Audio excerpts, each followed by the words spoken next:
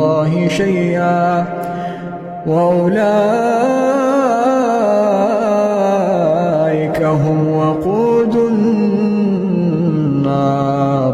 كدأب آل فرعون والذين من قبلهم كذبوا بآياتنا فأخذهم الله بذنوبهم والله شديد العقاب قل للذين كفروا ستغلبون وتحشرون إلى جهنم وبئس المهاد قد كان لكم آية في فئتين التقتا فئة تقاتل في سبيل الله وأخرى كافرة يرونهم